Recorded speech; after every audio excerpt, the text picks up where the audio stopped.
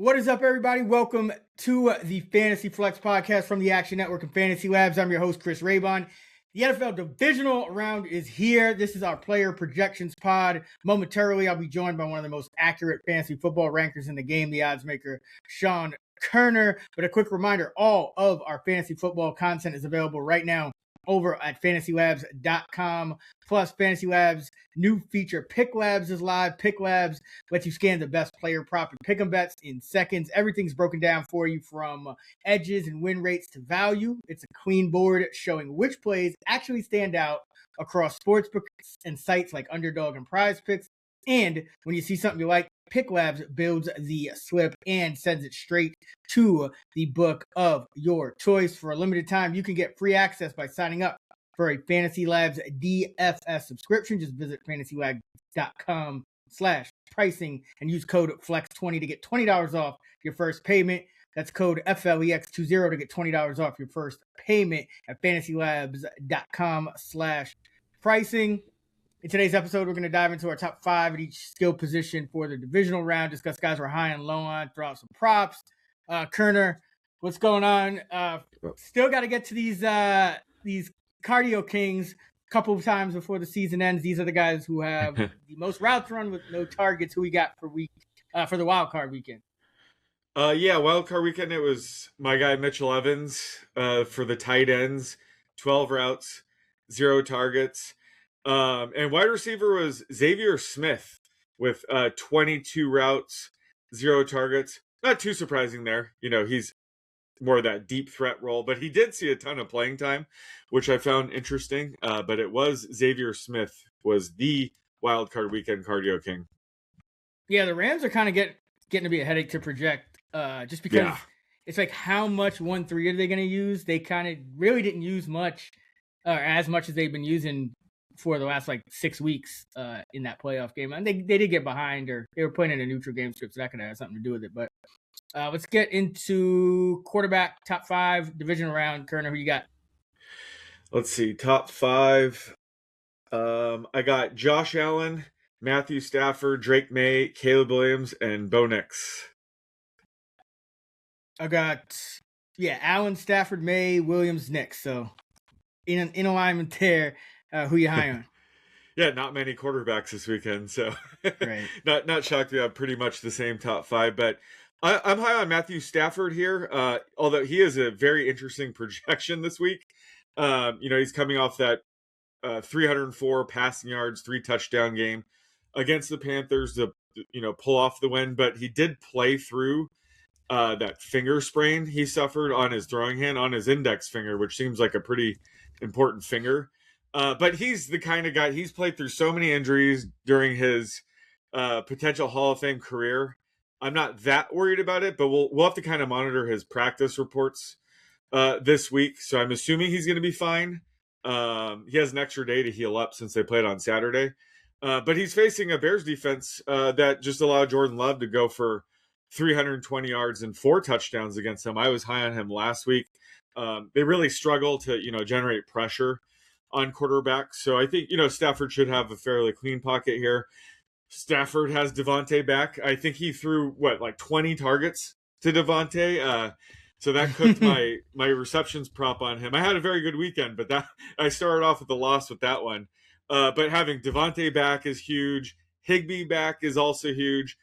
So everyone's at full health really if Ferguson returns back this week as well. But this game could be, freezing cold. So that could be a reason, Stafford could have an off game here. Sometimes he struggles, in extreme weather. Plus, the cold could make his finger worse. We'll have to see.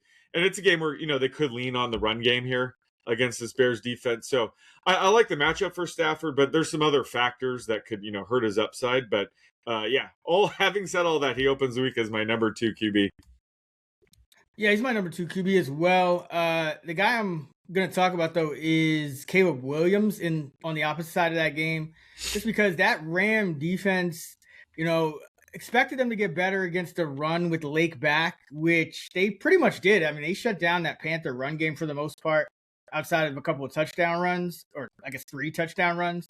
But they were not good against the pass, and that included Lake in that game. So I think Caleb Williams, I know it's in the cold weather, but that, he's been playing in this all year, 2 years now. So I think that's kind of benefit to Caleb here. And, they let Bryce Young throw for 264 yards. Did take 40 attempts, but, Jalen Coker was just roasting them. So if you look at Caleb Williams at home, 7.3 yards an attempt, 17 to 4 touchdown pick ratio, 24 rushing yards per game, a couple of touchdowns. Compared to on the road, he drops to 6.75 yards per attempt with just 12 touchdowns, 5 picks. So he's averaging about 15 more total yards and 2.1 total touchdowns at home, 1.4 total touchdowns per game on the road. So he's much better at home. The Bears did get that home, did get that seed to get another home game here. So yeah. I like Caleb in this spot because I think he ended up being the guy. What was your over under last week for the 320, 320, 1.5 or something like that. Yeah, he was the guy. He was the guy that ended up hitting it. Yeah, that 360. All it takes is one guy to just go off to clear that. But I thought that would have been a fun prop to actually bet on. I could have gone either way on that. But I'm already kind of thinking about next year when it comes to like evaluating fantasy rankings and like. Where do you think he's going to be a top 5 QB in ADP next year? He has a chance. Like who? So like we have Josh Allen. We got Josh Allen. Hurts would probably drop off, maybe, right? Yeah. Like who would be the drop off? Yeah.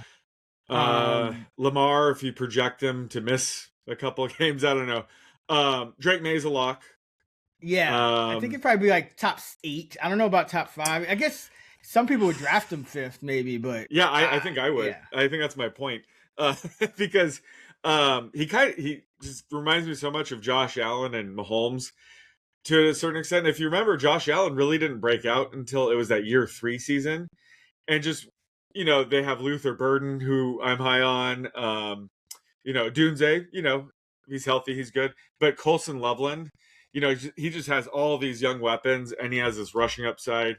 Could be even better in year 3. So it's just I'm kind of thinking like, is he a top 5 quarterback or maybe just like top 8? But the needle is definitely pointing up on him long term.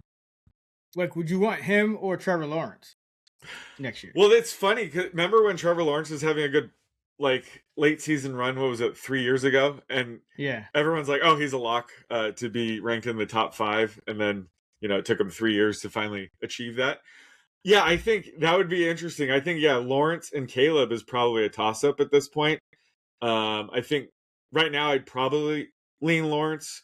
It depends on how they handle the offseason, right? Because the Jaguars might trade Brian Thomas Jr. away. Brian Thomas Jr. might be back to his normal self next year, so Lawrence could be even better. But I'm not actually in 2026 projection state right now, so I don't know. But can't wait to kind of dive in and kind of see where these guys fall. But I think just with Caleb, he's just going to be even better next year. Yeah, I mean, he has a lot of room to grow in that, especially in the completion percentage. Yeah. But I mean, that also could lower his floor too. So that's kind of there's a lot of, but being in year 2 with Ben Johnson will probably help. There has been some growing pains, and he's been better. Later in the year, later in games, so maybe he just starts off better. Next year. So he'll be a fascinating projection next year for sure. Who are you low on at quarterback for the divisional? I'm low on Brock Purdy here. Was able to overcome a tough matchup against the Eagles, threw for 260, 2 touchdowns and advance, but has another brutal matchup here against the Seahawks. And he just lost one of his top pass catchers in George Kittle to an Achilles injury. Maybe it's that Santa Clara electric substation I was telling you about. Not sure if you had a chance to dive into that theory, but it really picked up steam. And I'm not saying I believe in it, but boy, did it pick up steam this week. I think Simmons was talking about it. Kendrick Bourne even referenced it in a joking way after the game. So it's really taken off. Again, not sure I buy it. But when it comes to Purdy, that's a massive loss. And we don't know if Ricky Pearsall's going to return this week. Maybe another substation casualty there. But losing Kittle is just a massive blow to this offense in general. The good news is, Purdy, he does seem a little bit more willing to use his legs in the playoffs. He had 3 scrambles last game, and I've said, he has similar rushing upside to someone like Mahomes. So maybe he kind of, rushes a little bit more this week to offset that a bit. But when it comes to, DFS prop markets, I'm going to be a little bit lower on Purdy this week. Yeah, I mean, and how much of the passing touchdown share are you giving to Juwan Jennings? 50%. What about There you go. I mean, Yeah. that's got to, right? And the last few postseason games, it's been around there. Well, I guess Tonjes just goes right into that full Kittle role, so maybe I'll just give him Kittle's projection. I mean, he actually, he hasn't been bad in that role. I mean, he's no Right. Kittle, but yeah, he's not. He's decent. I actually, he could. He's in the mix to lead. I mean, we'll get to this later, but he's in the mix to lead all tight ends, I think, in scoring this week. It's an interesting. Yeah. I think he'd be a sneaky bet. Maybe Juice. Juice had 50 yards receiving. Maybe maybe I need to ladder Juice or something like that. But someone's got to have to step up with Kittle out. Yeah. I'm low on CJ Stroud, and this just comes back to another outdoor game for the Texans, and this Patriot defense, sneaky good. I think when they have Milton Williams in there, and when they have, Hawkins missed a couple games, like when they have their full complement of defensive guys, and we'll see about Gonzalez because obviously that's big, but that's kind of offset by the fact that Nico Collins is probably just as likely to miss as Gonzalez. Both of them. I mean, he played a day later, and he's in the concussion protocol, and so is Gonzalez. But Gonzalez had at least like an extra 24 hours to clear it. So that's advantage Patriots still. And then you look at Stroud, career indoors, 66% completion, outdoors 59.7%, indoors 8.1 yards an attempt, outdoors 6.55. So touchdown rate 4.7% indoor, 3.2% outdoor. So this is just a spot where I know the Patriots defense has been a little bit pass funnelish. They've been good against the run as well with Milton Williams back, but I was impressed with what they did against the Chargers. I mean, they kind of took care of business, granted, given that weak offensive line, but the Texans offensive line didn't look too hot against the Steelers, and the Andrews couldn't snap the ball. So you can't do that against like a team that could actually score. The Texans were just, they were just fumbling and bumbling around on offense that whole game, but they're playing a team that couldn't score on them. I think the Patriots are going to be able to put more pressure on them, make a play from behind a little bit more, and that's just bad news for Stroud. His sack rate also goes up 8.4% outdoors, 6.8% indoors. And his passing yardage per game, 256 indoors, just 204 per game outdoors. So he's always a favorite for me in these kind of spots. So low on Stroud again. All right, quarterback prop. So Josh Allen has a tough matchup. Let's go Josh Allen rush attempts, because this is always a hard projection. I ended up betting the over on him last week. He cashed, but it's like he has a very different design rush rate in the postseason compared to the regular season. So let's go over under 7.5 rush attempts for Allen. I'm gonna go.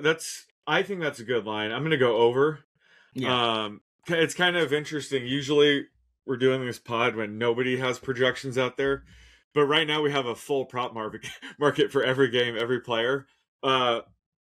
Looks like some of the books have it like over 7.5 is heavily juiced, like minus 170. Some books have 8.5 with like minus 130 juice on the under. So it looks like books are projecting about 8, exactly as is, most likely outcome. But I think 7.5 is more of a coin flip. But I'll go with the over here. He suffered like 3-4 different injuries last week. And he kept running the ball. So yeah, I think you're right. Just when it comes to the playoffs, he's just going to put his body on the line. And he had that one, it was like that QB sneak that went for a 12-yard touchdown. Yep. I mean, yeah, he's ridiculous. So he's not going to like stop using his legs just because he picked up a couple injuries. I think, he wants to win that Super Bowl. So he's going to put his body on the line again this week. So if like the last 3 postseasons, including this one, so since Brady took over as the offensive coordinator, he is averaging 20% of the non-kneel down designed runs.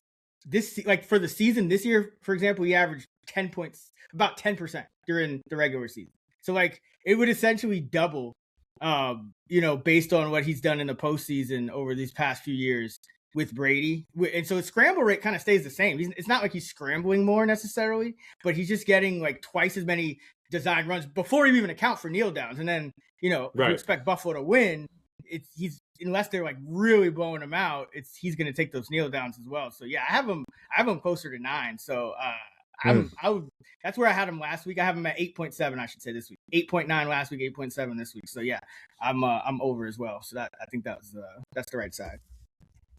All right, running back top 5, divisional round. Who we got? Let's see. I got Christian McCaffrey, James Cook, Kyron Williams, RJ Harvey, and Woody Marks. I got McCaffrey, Harvey, Cook, Williams, and Zach Charbonnet, baby. Nice. Who you high on? Well, I thought I was high on Harvey. You had a number 2? Yep. All right. 2. Let's do it. Yeah, I'm high on RJ Harvey.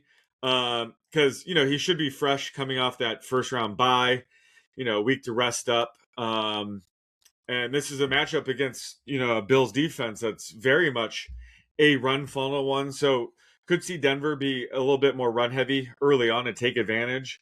And then if they do end up in a trailing game script, he'd be involved as a pass catcher. So he's kind of game script proof. And just based on the flow of this game, he could see, a ton of volume. And, it sounds like the earliest J.K. Dobbins may return is the Super Bowl if they make it. So I think the plan is to just lean on Harvey pretty hard here in the playoffs. You might see McLaughlin and Bidet mix in still, but I think, Peyton might be a little bit more comfortable having Harvey be more of a workhorse back here. But either way, this is just a good spot for Harvey. And he's the type of player where I'm only projecting him for about 15 touches or so, where he could do a ton of damage in there. But it's within reason he could get 20 plus here if Sean Payton wants to unleash him. But either way, I think RG Harvey is in a good spot because he's pretty much game script proof. I haven't really figured out which way I'm leaning on this. I'm thinking, the Bills win this game and play with the lead. But again, I think early on they're going to want to establish the run with Harvey against this Bills defense. Yeah, I have him for 16.8 touches. And that's just, giving him his normal workload since he took over that number 1 back, which is about 65% of the non-quarterback design carries. And then about 50% route participation. So yeah, he's popping. I think Bidet will still play third down. So that's but he's not really going to carry the ball much, and he's not going to do much in the passing game either. He's just going to be out there about 20% of the time, however many third downs. So it's really if McLaughlin doesn't play much, you're talking about 75-80% of the non-quarterback runs for Harvey, and same amount of the pass snaps. So yeah, he's got massive upside. And the reason I have him over Cook is just because number 1, Cook still didn't play a ton in the pass game, even with Ty Johnson out last week. And because Allen runs more in the playoffs, Allen also scores a lot more touchdowns in the playoffs, which cuts into Cook a little bit. And so he's kind of reliant on those longer runs. But I'm high on Kyron Williams and Blake Corum in this spot. I really like the Rams matchup on the ground because the Bears lost linebacker TJ Edwards to a pretty bad ankle injury. He's going to be out for the remainder of the postseason. They played 11 games with Edwards this year, and their run defense was half decent. They're known for having a bad run D, but in the 11 games he played, they only gave up 4.5 yards per carry and a 2.7% touchdown rate, around league average. Not too bad. But in the 7 games that he missed, 5.7 yards per carry and a 3.8% touchdown rate. So that is just hideous. 148 yards per game in those 7 games as well. So with Stafford a little bit banged up, outdoors, on the road, this could be a game where McVay leans into the run as much as he can. His defense could still put him in a tough spot, but I do think that Kyron and Corum will be very efficient here with the Bears just giving up almost 6 yards a carry without Edwards. I mean, that's just brutal. Who are you low on? I'm low on Travion Henderson. I mean, just first off, this is a brutal matchup against the Texans, but his usage has been kind of trending down a bit, mainly because Ramondre has been playing well these past couple of games, so he's starting to see more early down work. Ramondre had 10 carries for 53 yards. Henderson just 9 for 27 in that opening round. But Ramondre continues to just dominate in the passing down work. So, he had a 58% routes run rate. Henderson just a 20% routes run rate. So I'm only projecting Henderson for 10 to 12 touches against a top 2 defense. So this is closer to, his floor when it comes to his range of outcomes. And, typically the Patriots are playing with the lead and he can get, more rush attempts. But this is a game where, they could end up in a rare trailing game script. And it's been Ramondre who's been, more of the pass catching back. So I have Ramondre ranked RB9 and Henderson just below him RB10. Yeah, same. They're within a point of each other, but yeah, I agree. It's hard to project the carries because if you go larger sample, Henderson would have a slight edge, but you wait for recency, you would probably give more carries to Stevenson at this point. So it's kind of a toss up there. And then, yeah, Stevenson plays a lot more in the pass game, regardless of what's going on. I am low on Woody Marks, and that's just because, again, New England, with Milton Williams, they're allowing just 83 rushing yards a game and 3.8 yards per carry with a 1.4% touchdown rate. In the games he missed about 5 games, came back week 18. But in the 5 games he missed, 147 yards per game, 5 yards per carry, and a 4.7% touchdown rate, more than triple. So now you're talking about a guy who averages under 4 yards a carry, who's going to be in probably more of a trailing game script than he's been than Houston's been in, considering they've won they won almost all their games to close out the year. Mm-hmm. And then they were leading most of the time against Pittsburgh as well. So this could be, he had 19 carries to Chubb's 10. About if you look at the run snaps, about 22 or 23 to 10 in favor of him over Chubb. Ogunbowale didn't play, but Ogunbowale could get some snaps if the Texans are trailing, just as that passing down, hurry up, whatever, third down back. So it's going to be hard for Marks to get enough carries, I think, because he usually gets about 2/3 of the non-quarterback design runs.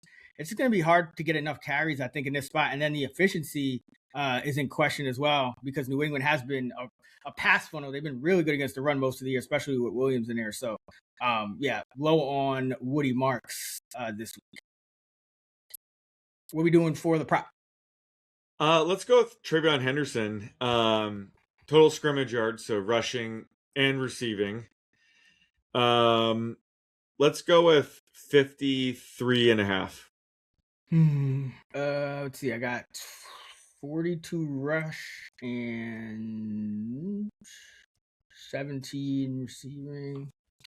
Yeah, I'll go over. I think the thing with it, the one thing with, I think if New England needs it, which they might against this defense, they might go with the speedier guy. Against the Chargers, they never really needed explosiveness. They just needed to kind of hold on to the ball and hold on to the lead. So I could see Travion popping. Well, if you need to hold on to the ball, why would you give it to her? That is true. No, but I'm saying in this game you might take more risks. You're going up against a good defense. Yeah. So yeah. I'm gonna go over that. It's a good line. It's like I said, it's really hard to project them because the more you wait for recency, the more you give Ramondre. So I'm trying not to go too crazy with the small sample size. So I still got Henderson at around 59 average. Yeah. So I think over. Would you say 50? That's what was it 53.5? 53.5. Yeah, that's a good line. Yeah. I wasn't sure what I wanted you to do there. Again, he's just kind of a tricky projection right now. Because it's not like, Mondre missed that 3-game stretch where Henderson was the number 3 back in fantasy. So we saw his upside if he has the full backfield to himself. But even when Ramondre returned, Vrabel was sticking with Henderson. It's just been kind of like a hot hand situation where, Ramondre, the last couple of games, he's been so good that he's been eating into it. But like you said, Trey could bust a run early on and they just give him, 15 carries. So he has a wide range of outcomes. Again, I'm a little bit worried about his receiving usage, but certainly his rushing upsides there if he does, break a couple explosive runs. But again, this is brutal defense, so it's just a tougher matchup. So yeah, I think the prop for him is 51.5. Would you actually bet that, or do you think it's just kind of a wider range of outcomes? You'll just stay away. I got to look a little more into it, but I might bet it, or I might look at the receiving because the one thing I'm thinking about is okay, Houston plays a lot of man coverage, right? What matchup do you want here? Like Hunter Henry against the safety? I mean, you can't really do that. It's like he's not going to win as much, so it's like, but Henderson against those linebackers, that's a matchup that you would win. So I could see him being like used more in the receiving game than he has been in others, because like the Chargers are just like a zone defense that's like you can't really get the matchup, dictate the matchup as much. So maybe that's why Ramondre played more. But like in this one, it's like Houston's gonna man up, and they would win a lot of their matchups. So it's 8.5. I mean, I would go over. I would probably take the over. He's either getting 0 or 30 plus, right? Yeah. Like, I don't know if you'd really want to bet on the median either. Just kind of take 20 plus yards at that point.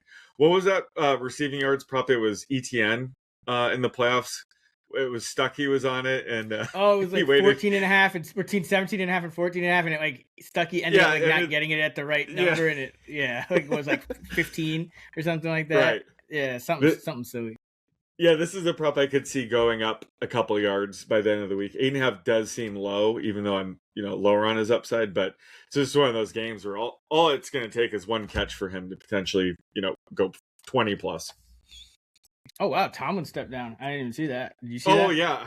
I could have broke the news. Right as we got on. Jesus. He stepped down, so wasn't fired. And then he's saying he would prefer to coach in a warm weather environment. What? That's okay. That sounds weird. Telling him that it's 80 degrees in Cancun right now, so that's probably where he's headed. Oh man. I mean, the whole AFC North is canned.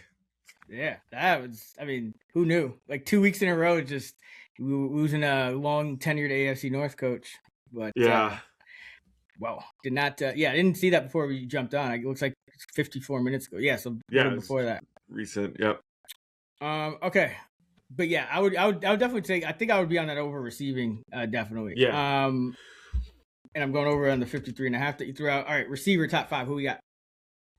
I got JSN, Puka, Devontae, Diggs, and Courtland Sutton. Yep, I got Puka, JSN, Devontae, Courtland Sutton, and then Diggs. Nice. Who are you high on? I am high on Jaden Higgins because, Nico had that really bad hit to the head last night, went to the concussion protocol, or, went to the tent. He's in the concussion protocol. So it's going to be a race to get cleared in time because they played last night on Monday. So that's one less day to get cleared in time, for Sunday. And I think he had one recently, right? I think it was like around Halloween. I want to say like October. I think he had one. Huh? Yeah. I think he missed I think he had one. Right, yeah. Yeah, so that's the second one this season. So that might, delay him getting cleared. Who knows? But if he's out again, and the prop market looks like it's kind of assuming he's out because they're offering Higgins at like 40.5, which is where I have him with Nico out. Yeah, I have him out. I have him out. Yeah, I have him out. Yeah, I have him. That's tough. Yeah, I have him doubtful. So Higgins is going to get a big boost. My comp for him heading into the season was like Nico Collins himself, T. Higgins, that kind of guy. And he's really come on the second half of the season. So I think he is ready to kind of step up in the likely event that Nico's out this week. So, and, Christian Gonzalez is also in the protocol. So there's a chance he's out. So Higgins' stock has gone way up. And obviously Christian Kirk has as well. What did he go for? 144 yards last night. That was crazy. Kirk... That was out of nowhere. Yes. So the cat's already out of the bag on him. His props close to 50. which I wouldn't touch that. But yeah, Kirk and Higgins should see an uptick in just overall usage this week. And again, if Gonzalez is also ruled out this week, that'll only improve the matchup for the passing game. Yeah, it's probably one of those two guys is probably gonna pop up because it's probably not gonna be Hutchinson. Although who knows, it could be Hutchinson. But yeah, I have Higgins wide receiver 8. No, wide receiver 7. So yeah, he got a big bump up. I'm high on Luther Burden. Love the matchup for him. Rams play a ton of zone coverage. Burden averaging over 3 yards per route against zone coverage, under 2 against man coverage. So you would think it would be a little different, but that's just kind of how it's shaken out this year. And Burden was kind of the guy who was quiet in that last matchup. DJ Moore came through with the touchdown for me, but Burden really didn't do much. I think this is a game where he could have a much different type of game. That Moore, Loveland, Adunze being back, I think that just helps Burden. You can't really double him over some of those guys at this point, I don't think, anyway. And with a lot of zones, you're not going to see a lot of doubles anyway. So are they going to kind of cloud him? He's going to play in the slot a ton. I don't think they're going to be able to do much. So I think he's going to be the guy that kind of is able to run free, especially after Loveland had that monster game. Because I think if there's an over-the-middle kind of guy that they're going to look at, it's going to have to be Loveland now. So I love Burden. He's up to my wide receiver 6. He's still my top ranked Bears fantasy receiver, even with Moore catching another TD last week. Who are you low on at receiver? Low on Kayshon Boutte, unfortunately. But he's already kind of a lower target rate wide receiver. He's seen a target on just 12.5% of his routes on the season, but kind of as we expected, Diggs' playing time was way up, 85%. And Pop Douglas was up as well, 53%. And unfortunately, it didn't result in a touchdown or many catches for my props. But both of those players seeing more playing time could chip away at Boutte's already low target rate. Again, having Diggs out there so much, he's the highest target guy, so that's going to chip into everybody's target share. But this is just a brutal matchup against the Texans. So this is a spot we could see May, use his legs even more when he's under pressure, or dump it off to Stevenson or Henderson, like we were saying earlier. Then, just throwing a sideline pass to Boutte when he's covered by Derek Stingley. So I think just his chances of getting, downfield targets are lower here, and actually hauling them in is lower here. So I just think he's more likely to have a floor game. And he's the kind of guy who has a wide range of outcomes, could still pop off for one catch for, a 60-yard touchdown. But in this spot, in this matchup, I'm projecting him much, much closer to his floor. Yeah, I mean, I think last week was a good spot for him. This week's a lot tougher. Just a lot tougher of a matchup going against this Texan defense with those corners. All right, I am low on Jawan Jennings. So I know Kittle's out, so I think people will probably be looking, and Pearsall could be out. So I have Pearsall projected like not full strength, and obviously Kittle out. But either way, Jennings is going to not be among my top 5 or 6 receivers in this matchup. He's kind of been there with those last few games with Purdy over the stretch of the season. But if you look at the 2 games he's played against Seattle, just 51 yards and 6 catches on 11 targets, no touchdowns. And Seattle is number 1 in DVOA against number 1 receivers. And when their secondary hasn't even been healthy the entire year. So when their secondary has been healthy, they've been even better. They just really can shut down whoever they want, and we kind of saw that in that last matchup in week 18, where Jennings really didn't do much of anything. He had only 35 yards on 6 targets. So expecting another kind of slow game for Jennings. I think Kittle being in the lineup would actually help Jennings a little more, just because you have to devote more coverage to him. But now it's like, even with Pearsall there, it's like Jennings is still that number 1 option. You're still going to kind of focus on him. So, low on Jennings coming off 2 straight duds in these last 2 weeks. All right, wide receiver prop. Let's go with Khalil Shakir versus Keon Coleman, Brandon Cooks combined receiving yardage. I'll Oh, make Shakir half-yard favorite. so Cooks and Plus Coleman. Coleman. Yeah. Who should both Okay. play. Should both be. I mean, Yeah. Cooks will definitely be active, but Coleman should be active as well. But Denver, cornerbacks, tough Yeah, defense. I have it pretty close. I'm gonna go with the Coleman Cooks combine. Just need one of those guys to haul in a long pass, but that's a very good prop. I did see that Curtis Samuel might Yep. return, so they have one guy to just take one catch away from the collective group. But yeah, Gabe Davis is out, so Coleman should see 45-50% routes run rate, and Brandon Cooks has actually looked surprisingly good with the Bills. So yeah, I'll take them. And Shakir, I mean, could end up catching 6 passes and only have 30 yards. He's that kind of guy. He just needs to break a couple tackles. So I'd say that's a very good prop. But I'll take the upside of Coleman and Cooks combined. Yeah, Coleman might be the X factor because Shakir has been a lot better against zone. Denver plays a lot of man, so I don't expect a massive game like he had last week. And then Cooks has been horrible against man, so he's popped off against two kind of zone heavy defenses the last two games. So it's like Coleman might actually be the one. Coleman might actually weed all three of these guys, or at least he has a shot now with Gabe Davis out. But yeah, it's really tough because Shakir coming off that high volume game, you would think like, okay, it's definitely he's going to be that focal point. But yeah, he's against man coverage, not the same for him, but nor is it for Cook. So yeah, I was just curious how you were projecting those guys. All right. Tight end, top 5. Who we got? Colson Loveland by a mile. Then I have Hunter Henry, Dalton Schultz, Jake Tonjes, and AJ Barner. I actually have Schultz number 1. Oh shit! I have Schultz number because it's with Nico out. yeah. I mean, because they're gonna have to throw. It's just, but yeah, Loveland has a little bit more competition. I think with with all three of those guys, all three receivers healthy. But yeah, Schultz, Loveland, Hunter Henry, Dalton Kincaid, and Jake Tonjes. Nice. Who are you high on? I guess I'm high on Colson Loveland then, who's just absolutely on fire to close the season. 6 catches, 94 yards, touchdown. 10 catches, 91 yards, and a touchdown. And then last week, 8 catches for 137 yards.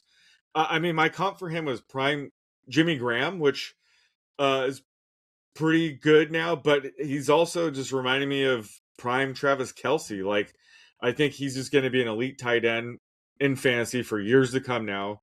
But I remember at the beginning of the year, we were talking about just, Tyler Warren had the better chance at having, a solid rookie season because he was the clear, number 1 tight end for the Colts. Whereas Loveland had Cole Kmet. We weren't sure how that was going to pan out. And they have, 3 solid receivers he has to compete with. So, at the end of the season, he's really just dominated. Last week, I think it was like a 96% routes run rate. Yeah. Well, I think he had one. 91. One of those was because he had like a pass attempt, not a pass attempt, like a drop back where he was thinking of throwing it and then he ended up running, which I guess was a scramble. I would go right. I would put that. He's really doing it all basically. Yeah. But 91 routes run rate, which is the highest of the season. It's been trending up for 4 straight games, so he's clearly, seeing Cade Otton levels of playing time. But now he's commanding like a 45% and 50% target rate, so it's just insane. So I mean, the breakout's here, so just got to roll with him in the playoffs. I'm sure the prop market has already caught on, but just next season, I'm expecting he'll be, ranked as a top 3 tight end, probably easily. But yeah, just it's been amazing to see just at the end of the season, his breakout heading into next year. And this is all to say, Caleb Williams has, one of the best tight ends to throw to, one of the better younger receivers in Luther Burden to throw to. So this is all just great news for, Caleb's long-term value as well. Yeah, absolutely. Yeah, Loveland looked like a beast out there against Green Bay. I'm high on Dalton Schultz. It's just a matter of, yeah, I mean, obviously people are going to be on Higgins and probably Kirk, but against New England, I think, those guys obviously are going to get the attention of the Patriots a little bit too. So, Schultz has been a guy, just a high volume guy all year, especially anytime like guys are out. Second half of the year with Stroud, he's been really good. So, going up against this Patriot defense, who gives up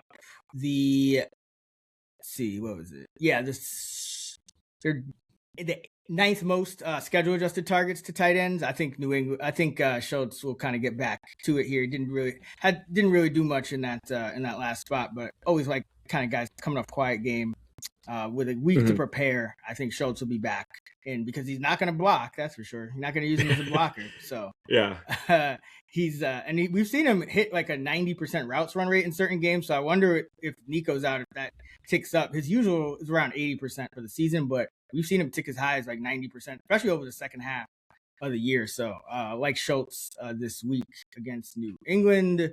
Who are you low on? I'm low on AJ Barner because we saw, his routes run rate really shot up for a couple games after Elijah Arroyo went down back in week 14.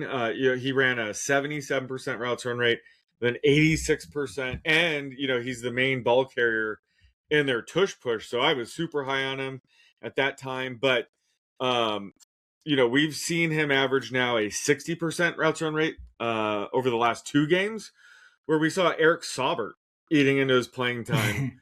And Elijah Arroyo also returned to practice. So either way, it seems like the plan is to just have Barner out there for about 60% of Darnold's dropbacks. And, he's still the ball carrier in the tush push. So, if they do get down to the 1 yard line, maybe he gets a rushing score. So he still has that sneaky path to upside. But just in terms of his receiving usage, it's been very concerning to see that drop off with, Eric Saubert, of all people, taking away snaps in the pass game. But if Arroyo's back, that's going to make it even murkier. So because of that, I'm a little bit lower on Barner this week.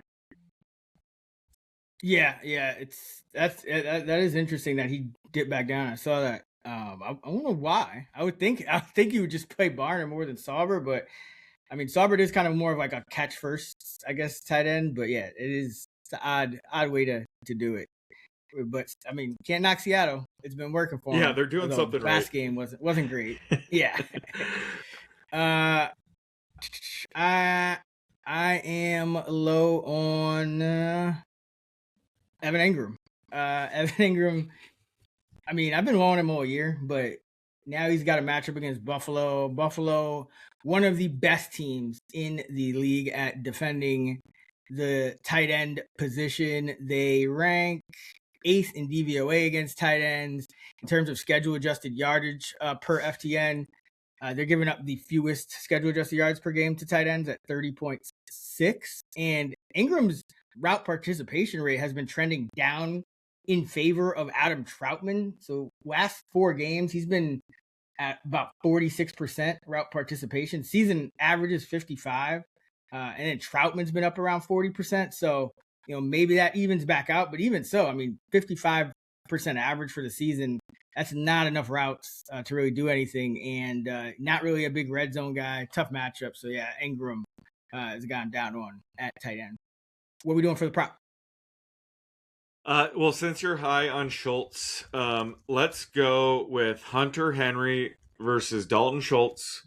Sort of a Spider-Man pointing at Spider-Man meme here, because I have him pretty close. I have him like projected the same receiving yards. So I think I know where you're going with this, but I'll give you Henry versus Schultz receiving yards straight up. Who are you taking? Schultz. I have Schultz pretty significantly ahead after adjusting for Nico. So if Nico for some reason plays, then I'd have it probably closer I'll give even, you this. Yeah, if Nico's active, the bet's off. So this is assuming Nico's out. Yeah. Okay. Yeah. Well then, yeah. Schultz. I have Schultz at 54 and Henry at 40. So I don't know. What do you have? You have him at what? I have him right around 40? 43. Yeah. I have. So I'm a little bit lower than you on Schultz, but I get it. I had remember it was week 18. Who are the Texans playing that week? Either they made Nico a healthy scratch for some reason. I had Schultz. The Colts. Oh yeah, the Colts. Yeah. Yeah. Jeff Driscoll. Yeah. So I had Nico, or I had Schultz under Riley 4.5. Yeah. Jeff Driscoll. Yeah. Right. Jeff Driscoll is like a whole different team. Wasn't Jeff Driscoll? Well, that's my club. I call Riley Leonard Jeff Driscoll. Gotcha. Okay, yeah. He's fun to watch. Like that's kind of my point. He is fun to watch. But I call him Jeff Driscoll. I had Schultz under 4.5 catches, and then I see Nico ruled out, so I just assume that that's toast. But Schultz had 4 catches in the first half. And then they had the Jaguars were blowing out the Titans or whoever, so then they benched Schultz to give him rest. But Schultz was going off without Nico in that first half. So I agree. Like without Nico, I think they do lean on Schultz more here. So yeah, I mean, I have both these guys right around 42 yards, but they're starting to float props for Schultz right now at 37.5 yards. So you might want to take that early. Yep. Because again, the market is kind of projecting these guys as if Nico's out. I mean, Xavier Hutchinson's prop is 36.5, which I think is too high even with Nico out. So maybe you'll be on Schultz over and I'll be on Hutchinson's under. But I think Hutchinson's under is, smash play right now, because imagine if Nico does end up suiting up and you're sitting there with Hutch 36.5 under. But I digress.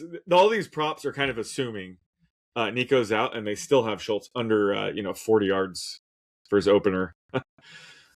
Yeah, I have Schultz at 54. What? Higgins? Wait, why 49. why would Schultz be the same as Hutchinson? What? What do you mean? At 54. Well, Schultz is 37.5, and Hutchinson is 36.5. Yeah, I have Schultz 54, Hutchinson 31. That's what I'm saying. Like there should be double digits of yards between those two guys. Yeah, well, I'll be making some bets when we get off this podcast. So, yeah, I mean, I guess those are it's just initial. I mean, you could project Hutchinson for like a 95% route rate, like that he had in week 18. I mean, and then still, I don't think he would deserve that prop. But I digress. Yeah, that's yeah. Whoever was playing 90% in week 18, they probably didn't consider a key player. So.